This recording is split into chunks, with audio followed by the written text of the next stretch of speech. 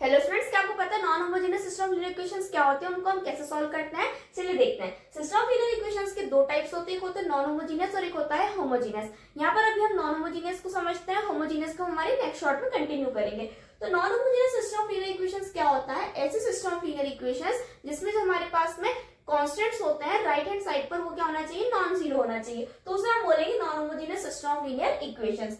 अब उसका general form होता है वो क्या होता है हमारे पास में Ax इक्वल्स टू बी, जहां पर ए क्या होता है? ए होता है हमारे पास में कोएफिशिएंट मैट्रिक्स, मतलब कि जो हमारे पास में सिस्टम ऑफ लीनियर इक्वेशंस है उसमें जो वेरिएबल्स है उनके जो कोएफिशिएंट्स है उसका मैट्रिक्स।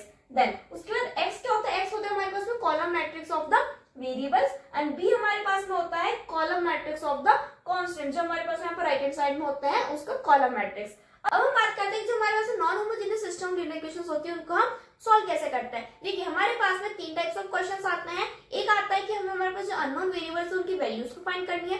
सेकंड आता है कि हमें बताना है कि जो हमारे पास में सॉल्यूशंस है वो कौन कौन से हैं, यूनिक है, मैनी है या नो सॉल्यूशंस है। और थर्ड टाइप ऑफ क्वेश्चंस आता है हमारे पास में कि हमें कंसिस्टेंसी को चेक करना है, मतलब कि बताना है कि जो हमारे पास में सॉल्यूशंस है वो कंसिस्टेंट है या इनकंसिस्टेंट है। ठीक है, तो चलिए अब हम देखते हैं। सबसे पहले हमें क्या करना होता है सॉल्व करने के लिए, जो भी हमारे पास सिस्टम ऑफ लीनियर इक्वेशंस है उसको हम पहले जनरल फॉर्म में रिप्रेजेंट करेंगे। उसके बाद जो हमारे पास मैट्रिक्स ए होगा और जो हमारे पास मैट्रिक्स ए भी होगा इसकी हम रैंक को फाइंड करेंगे। ठीक है, सबसे पहले हम रैंक ऑफ मैट्रिक्स ए और rank of matrix A B की रैंक फाइंड करेंगे। अब रैंक हम किसी मेथड से फाइंड कर सकते हैं, नॉर्मल फॉर्म से या फिर एशेलॉन फॉर्म से, जो भी मेथड आपको फाइंड करना हो उससे आप फाइंड कर सकते हो। मैंने सभी मेथड्स पर डिटेल वीडियो बनाया और सभी की लिंक डिस्क्रिप्शन में अवेलेबल है। अब हमें क्या करना है, देखो इनके जब रैंक्स को फाइंड करेंगे तो या तो इनकी रैंक इक्वल हो सकती है, इनकी रैंक इक्वल नहीं होगी। तो रैंक ऑफ ए और रैंक ऑफ ए बी अगर हमारे पास में इक्वल होगा तो हम बोलेंगे जो हमारे पास सॉल्यूशन है वो क्या है? कंसिस्टेंट सॉल्यूशन है। और अगर हमारे पास में रैंक ऑफ ए और रैंक ऑफ ए बी अगर अनइक्वल होगा तो हम बोलेंगे जो हमारे पास सॉल्यूशन है वो क्या है?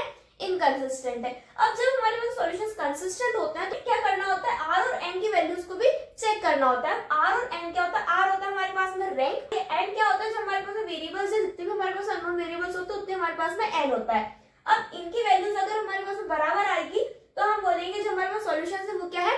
यूनिक सॉल्यूशंस है। और यूनिक सॉल्यूशंस को हम ट्रिवियल सॉल्यूशंस भी कहते हैं। अब यहाँ पर अगर हमारे पास में एन की वैल्यू बड़ी होती है आर से तो हम बोलेंगे जो हमारे पास सॉल्यूशंस है वो क्या है? मैनी सॉल्यूशंस है। मैनी सॉल्यूशंस को हम बोलते हैं नॉन ट्रिवियल सॉल्यूशंस। अब यहाँ पर जब हमारे पास सॉल्यूशंस इनकंसिस्टेंट आते हैं, मतलब रैंक ऑफ ए और ए बी अगर अनइक्वल होता है तो हमारे पास जो सॉल्यूशंस होते हैं वो क्या होता है? No solutions. तो अगर आपको इस टॉपिक का फुल एक्सप्लेनेशन चाहिए विद एग्जांपल्स तो मैंने इस पर डिटेल वीडियो बनाया है, लिंक डिस्क्रिप्शन में वहां से उसको देख सकते हैं। और इस टाइप के एग्जाम ओरिएंटेड कांसेप्ट्स के चैनल को सब्सक्राइब करना ना भूलें।